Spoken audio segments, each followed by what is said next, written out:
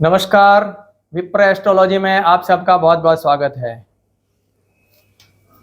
जैसे मैंने मेरे पुराने जो वीडियो थे उसमें मैंने प्रॉमिस किया था कि नक्षत्र के बारे में मैं एपिसोड बनाऊंगा और नक्षत्र क्या है उसके बारे में भी आप सबको बताने का प्रयास करूंगा।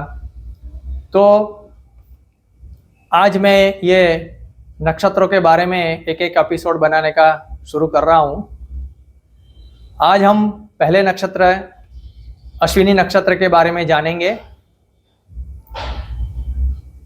लेकिन शुरू करने से पहले मैं आपको दो तीन चीज़ बता देता हूँ कि सबसे पहले ज्योतिष के अंदर नक्षत्रों का बहुत बहुत बहुत महत्व है।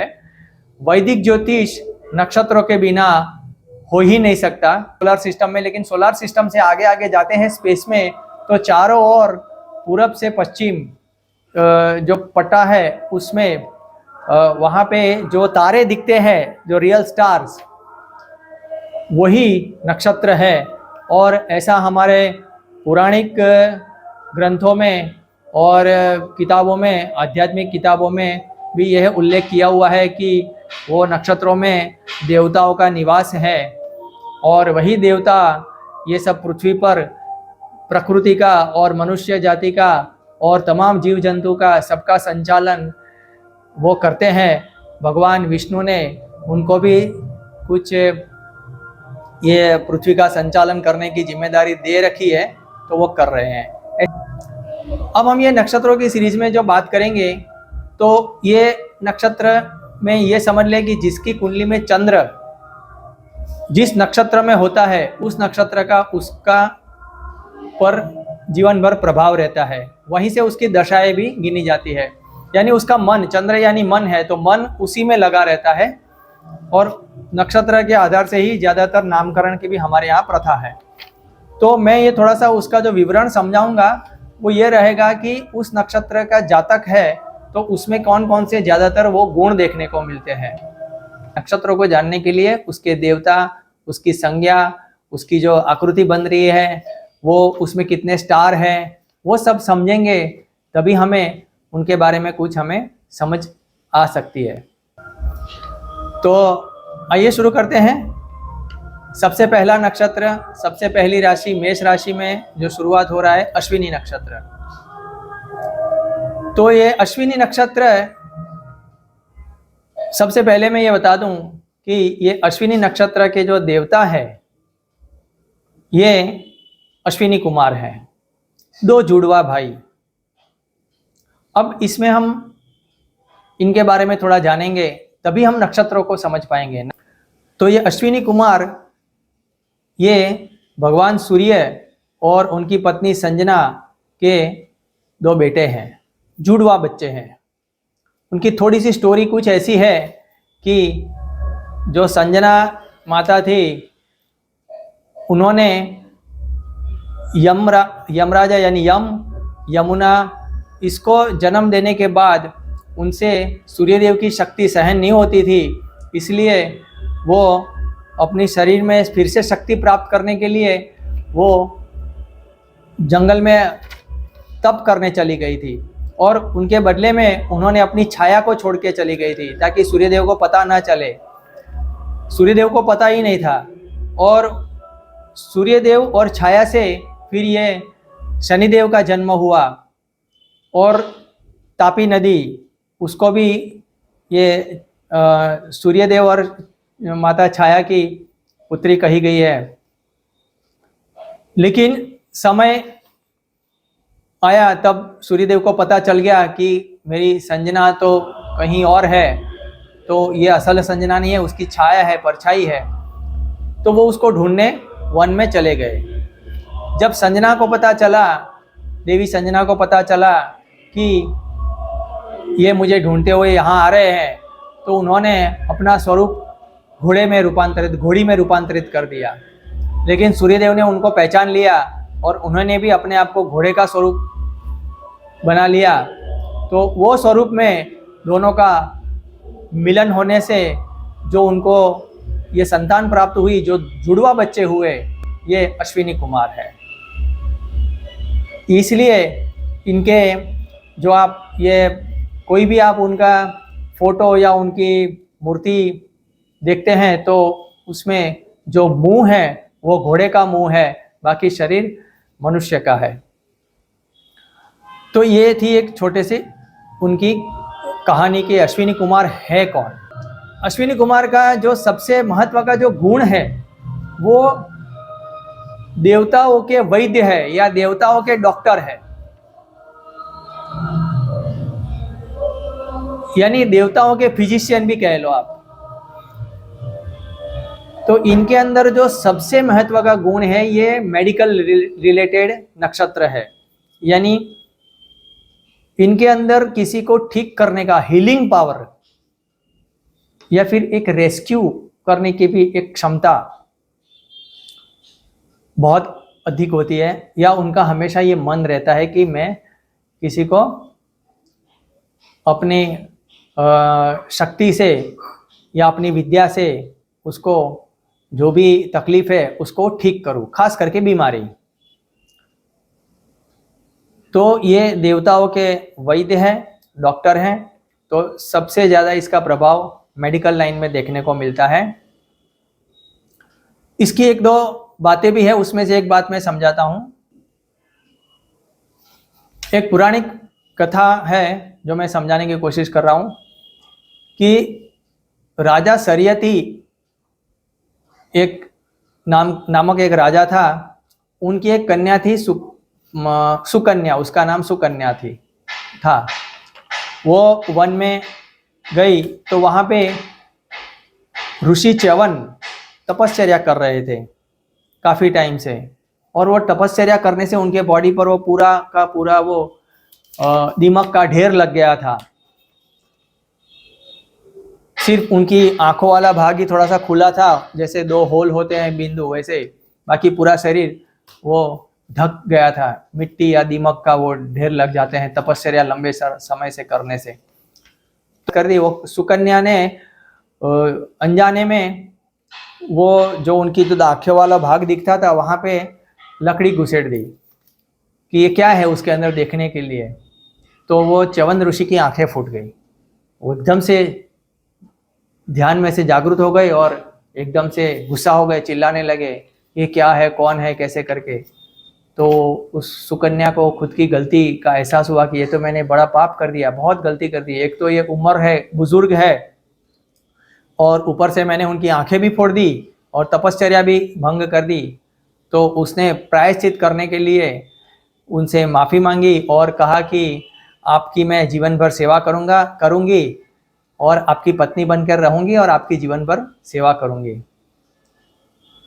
तो उसने च्यवन ऋषि से विवाह कर लिया। अब च्यवन ऋषि अंधे थे और उनके वृद्धावस्था भी थी, लेकिन सुकन्या पतिव्रता रह के उनका ध्यान रखती थी। अब ये देख के अश्विनी कुमार जो दो भाई थे वो उसकी परीक्षा करने वहां से निकले। उन्होंने सुकन्या को दूर वहां पानी भरने गई थी नदी में, तो वहां देखा तो ये दोनों अश्विनी कुमार उस सुंदर कन्या को देखकर थोड़े से प्रभावित हो गए और उन्होंने उनसे नज़दीक जाके बात किया कि आप इतना सुंदर है, आप हमसे विवाह कर लीजिए, हम तुमसे विवाह करने के लिए तैयार हैं। तो सुकन्या ने कहा कि क्षमा कीजिएगा, मैं विवाहित हूँ और मेरे पति है। तो फिर भी अश्विनी कुमार ने उनको बहुत समझाया कि भी हम अश्विनी कुमार हैं, हम देवता है, हम ये कर सकते हैं, हम इतने युवा है, आप बोल रही हैं आपके पति तो वृद्ध है। तो फिर भी उन्होंने सुकन्या मानी नहीं। सुकन्या ने कहा नहीं, मैं पतिव्रता हूँ, मैं आपसे शादी विवाह नहीं कर सकती। तो ये उसकी परीक्षा ली और उसका टेस्ट किया कि ये अपने दिमाग से, मन से विचलित होती है कि नहीं होती है।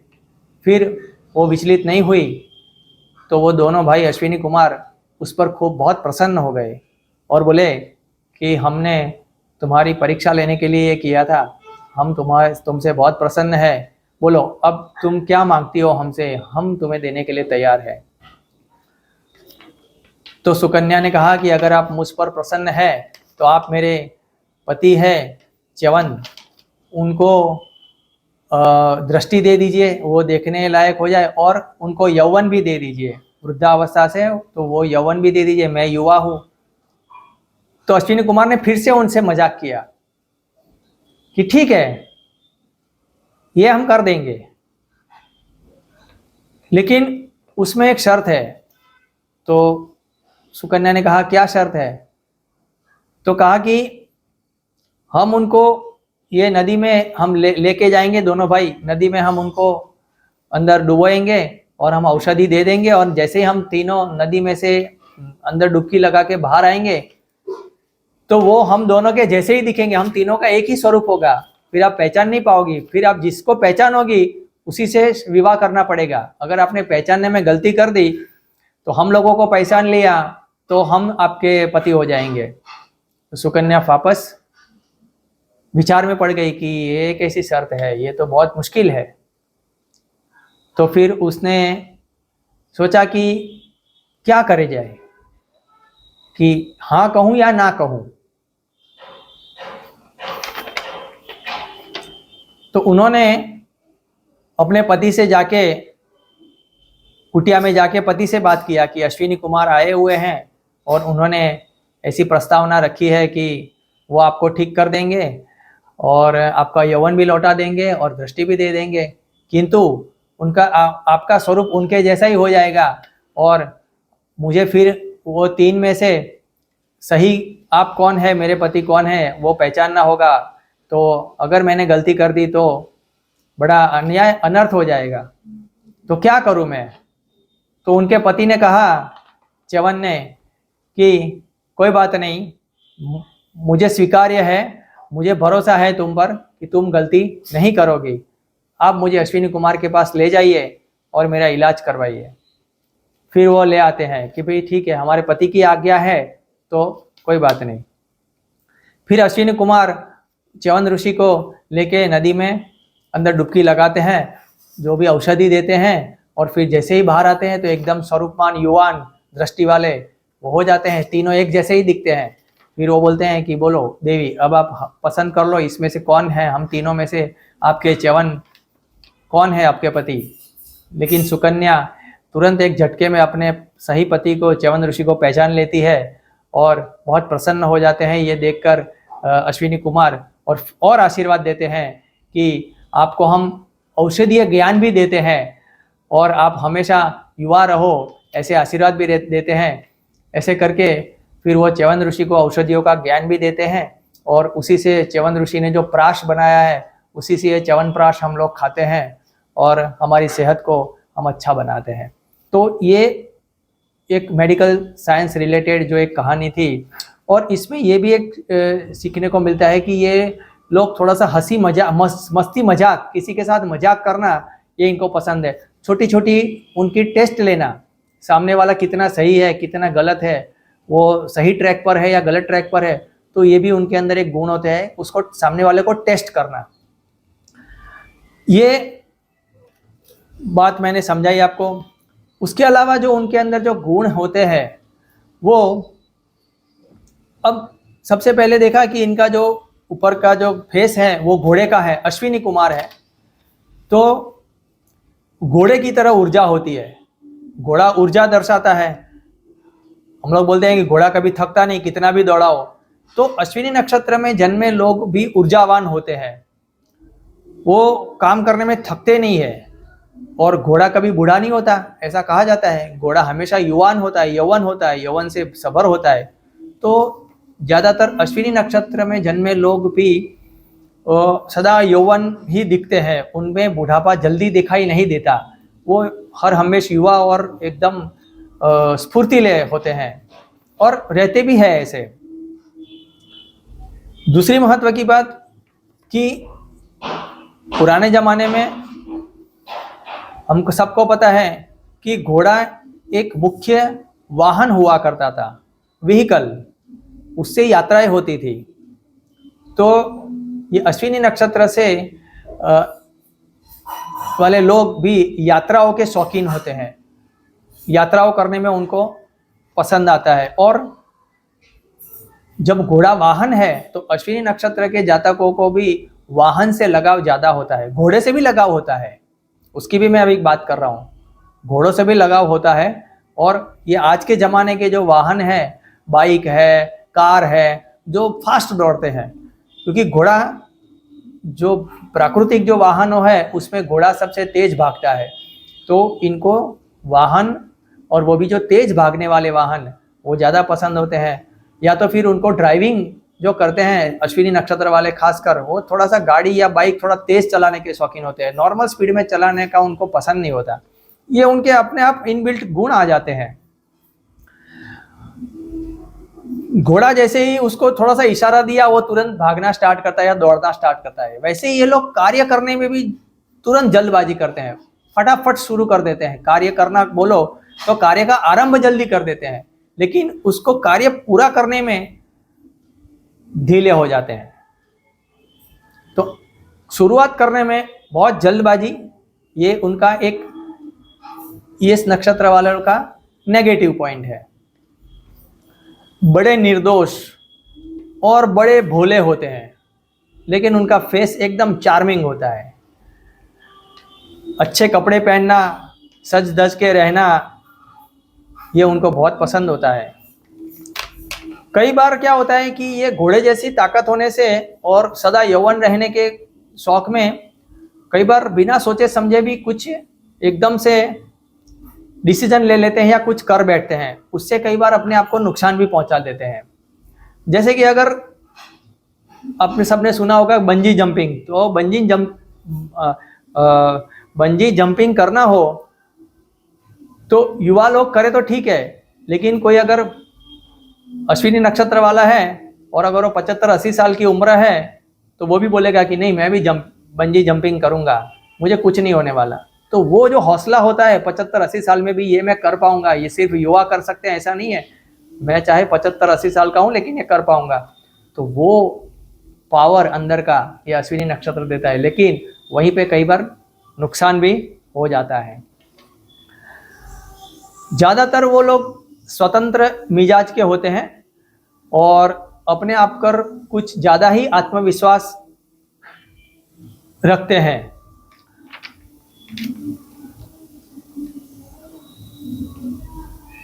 उन लोगों को कोई कहे कि ये करो वो करो ये करो, तो कोई उनको गाइड करे वो थोड़ा सा कम पसंद होता है। इसीलिए कई बार उनका स्वभाव बहुत जिद्दी होता है। किसी के साथ वो उनकी मैचिंग हो गई तो हो गई, नहीं हुई तो नहीं हुई। जैसे कई बार कोई घोड़ा होता है, वो किसी लोगों को कितना भी प्रयत्न कर ले उसकी पीठ पर सवार नहीं करने होने देता, तो वो नहीं होने देता, उसको गिरा ही देता है, जिद करके बैठ जाता है कि भाई नहीं, मेरे पर सवारी इसको नहीं करने दूंगा तो नहीं करने दूंगा। तो उस तरह से कई बार अपने आप में वो कोई चीज़ ठान लेते हैं तो वहाँ से वो पीछे हटते नहीं है। ये भी एक उनका थोड़ा सा नेगेटिव गुण भी है। उसके बाद एक और मैं जो कहा था कि ये अश्विनी कुमार का घोड़े के शौकीन, वो एक अपन और एक पौराणिक बात में जाते हैं कि